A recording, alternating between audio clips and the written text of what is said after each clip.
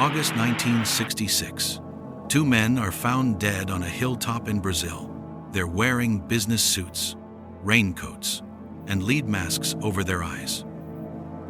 This is the lead masks case, one of Brazil's most enduring unsolved mysteries. On August 20th, 1966, a teenage boy was flying a kite on Vintame Hill. He wasn't looking for anything unusual, but partway up the hill, he found what looked like two mannequins.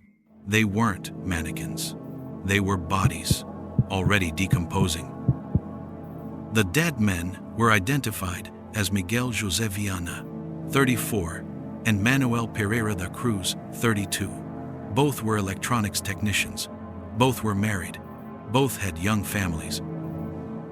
They lived in Campos dos Goitacazes, about 200 kilometers away.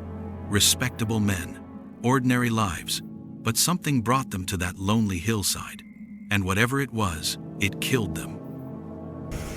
On August 17th, they took a bus to Niterói. They bought raincoats from a hardware store, and at a bar, Miguel bought a bottle of water.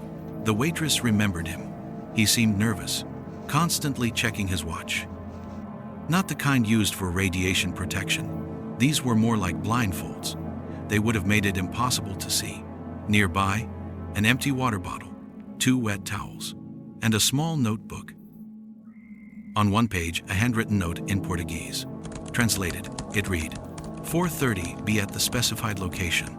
6:30, ingest capsules. After the effect, protect metals. Await signal mask. What capsules? What signal? The police found the capsules. And here's the frustrating part. No toxicology tests were ever performed on the bodies. The coroner was too busy. The official cause of death, undetermined. But the story gets stranger. Investigators discovered that Miguel and Manuel were part of a group called scientific spiritualists, almost all of them electronic specialists. They experimented with contacting something, spirits, extraterrestrials.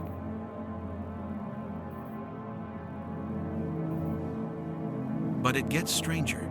Miguel and Manuel were scientific spiritualists, electronics experts. Contacting? What? Spirits? Aliens? 2 months before they died, they built a device to contact Mars. It exploded. A friend later said, they died of an experiment with psychic forces, for which they were ill-prepared. And there's more. Another technician was found dead 4 years earlier, in 1962, in the same area, wearing the same kind of lead mask. Some say it was an accidental drug overdose. The group used psychedelics to aid their communications. Others believe they were contacting aliens waiting for a signal, protecting their eyes. The lead masks would make sense.